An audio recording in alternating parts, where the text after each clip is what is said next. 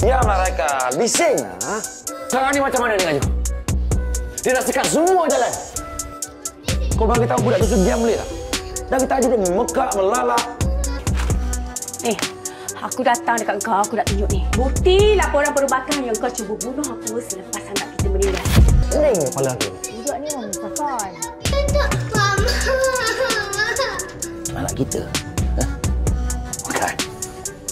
Itu anak hasil kamu menyundal.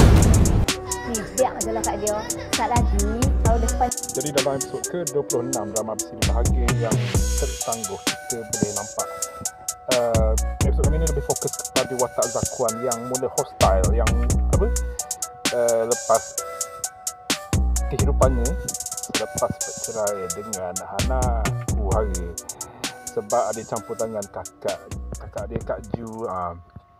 Macam Azrin lepas keguguran anak dia, lepas kematian anak dia, dia bawa laporan medical yang menunjukkan, katanya Zakuan ni cuba bunuh dia. Jadi cuak lah member tu, dan tag team dia, Kak Ju dia. Sebab Kak Ju dia ni, dia manipulate dia macam pengaruh dia. Kata Azrin ni penyundal dengan orang lain lah. Jadi anak tu bukan anak dia. Dalam masa sama, dia cuba pujuk Hana untuk kembali semula. Padahal saya rasa Hana ni kalau kahwin dengan Zakuan masih lagi jadi mesin ATM kepada Zakuan. Sebab Zakuan ni tak berubah. Lepas tu dia culik pula anak dia. Culik anak dia kurung. Walaupun dia sebenarnya tak boleh jaga anak dia. Rasanya mahkamah dah tak bagi kebenaran lepas dia cuai dalam menjaga anak dia.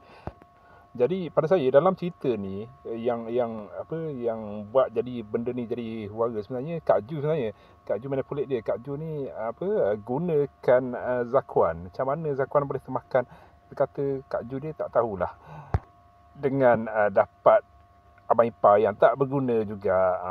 Jadi sepatutnya Hana ke apa-apa semua ke, kalau dah kenal Zakuan ni dan adik-adik dia, memang patutnya elakkan lah daripada terus berurusan. Ada apa-apa kahwin ke apa ke.